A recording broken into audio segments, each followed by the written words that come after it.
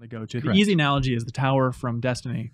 It's an easy analogy. I don't know Sure. if it's completely accurate, but It's sure. not. You know what? It's in the same ballpark, so we can use it. It pops you into third person by default. You can't shoot walking Correct. around the area. You show off your gun, basically, though. It's on your back. And there's proximity-based voice chat. This is where you open your supply drops. So, you know, when you get your crates, which at least on launch are going to be cosmetic only. At least on launch are going to be cosmetic only. We don't know about after that. There was a lot of framing, like, you know, during the launch window, we were going to keep it cosmetic only. It's like, okay, I see where this is going. And also, there's...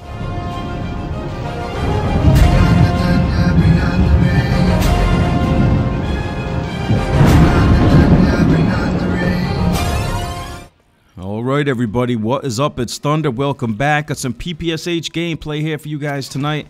And as you can see, man, the Chameleon Camo is a camo I'm using on this weapon, and I think it looks amazing on the PPSH. I know I've been uploading a lot of Cherry Fizz and Underworld and Cosmic, but man, there's just something about the Chameleon Camo. It just pops. It just looks so good on this weapon. But anyway, guys, getting into that intro clip, what you saw right there is exactly what I talked about at the end of yesterday's video. And that was an interview that Game Informer had on their podcast where they spoke to some of the developers of COD World War II, the people who work at Sledgehammer Games. And they were pretty much saying, yeah, you know, the plan is for, you know, cosmetic only at launch during a specific launch window. Then after that, you know, the guy threw his hands up and he's like, you know what's coming. And even the guy from Game Informer is like, oh yeah, I see where this is going. Listen, we all see where this is going. It's going to be cosmetic only for a couple weeks. And then, you know, the flippery in the supply drops is going to be unleashed full force. And what I want to ask you guys right now is, what do you guys think we're going to see? Now, this is Sledgehammer Games now. This isn't Treyarch. Now, Treyarch put, like, actual different weapons in the supply drops. Oh, damn, I'm just dominating in this house, man. I got to get out of here. It's too hot. It's too hot. I got to get out. There's too many people coming after me. I got to get out of here. Got to move to a new spot. Ooh, get on, son. So we saw what Black Ops 3 did. They just put different weapons in the supply drops, just like you're seeing right here, the PPSH, the FFAR, the Marshalls. Now, Sledgehammer Games, they're known for their variants. They put the same weapon that you already had, but with different stat-changing variants. And I want to ask you guys right now, what do you think we're going to see? Are we going to see weapons, different weapons, in the supply drops, in the COD World War II supply drops like you saw here in Black Ops 3, or do you think we're going to see the Advanced Warfare variants? Now, this is Sledgehammer Games. They did variants in the past. I think we're going to go back with maybe both. You never know. They might put Black Ops 3 style actual different weapons, or they might put the Advanced Warfare stat-changing variables of the weapons you already have. Like, you might get an STG that's got extended mag, or an STG that's got built-in steady aim. I mean, who knows? But, I mean, come on, fellas. Listen, get the idea of cosmetic only out of your head now, because that is definitely not happening. You saw that interview. You saw the developer throw his hands up. He's like, yeah, well, yeah, the plan is for cosmetic only during the initial launch window. Then after that, you know, so just get ready for it. It's coming. Like I said, I like a lot of weapons in a game, so I just know it's going to be a pain in the butt to get these guns. Like I said, you either need to have a ton of time on your hands or a ton of money to get all these variants. That's the problem with them. If you could just get them by playing, it would be no big deal, like Infinite Warfare did with the Salvage. That was pretty cool. I don't know if Salvage will be back. I mean, we can only wait and see. But listen, I mean, this should be no shock. We're used to this. They've been flooding the previous COD games with weapons. The supply drops are their main source of revenue right now. The supply drops outsell the map packs, and they even outsell the damn game. The supply drops make more money than probably the game and the map packs combined, dude. So, like I said, man, what you saw in that beginning, that interview, that should come as a shock to nobody. It's like, yeah, our plan is for the cosmetic only in the initial launch window. Then after that, here comes the weapons, baby. And speaking of weapons, man, I love this PPSH, fellas.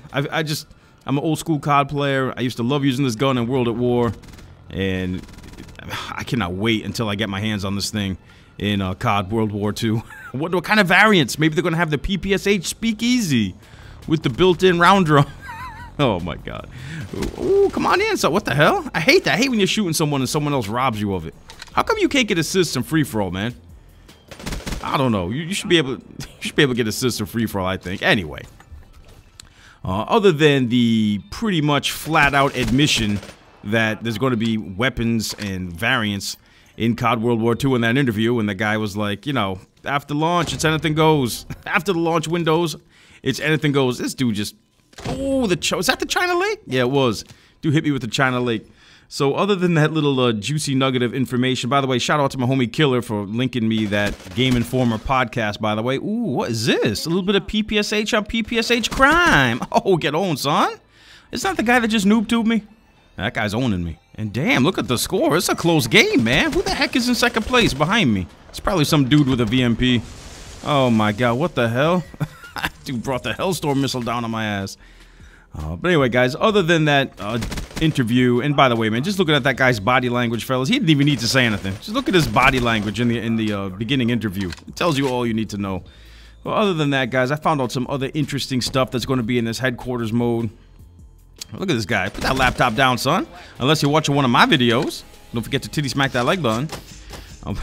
I found out something else about something pretty cool when you go prestige in COD World War II. And listen, guys, I'm hyped about this headquarters, man. It seems like there's going to be a lot of fun things to do here. I love the tower in Destiny, even though it wasn't really that social. It was supposed to be a social space, but it wasn't really that social at all. Nobody would talk to you at all. I mean, they would dance with you. I mean, the tower was a great place to find a dancing partner in Destiny. Like, you could just run around and just dance up on people. And I've seen a whole bunch of dance parties go down at the tower. I'm sure you guys have too. But basically, the tower was just a place to go to grab your bounties and pick up your packages and buy materials and stuff. But it looks like in COD World War II, the headquarters mode is going to have a proximity-based chat. You heard that guy say in the beginning, in the intro, where I guess when you walk next to someone, you could have the option to talk to them, which is pretty cool. Because there was no, like, game... Oh, there he is! See, he did have a VMP! The dude in second place did have a VMP, I was right. I knew it! Look at him, flying through the air with a Prestige Master, flying through the air with a VMP. Just another day here on Black Ops 3, man. So, the headquarters mode, I'm pretty hyped about. There's also a special bonus when you go Prestige in COD World War II, fellas.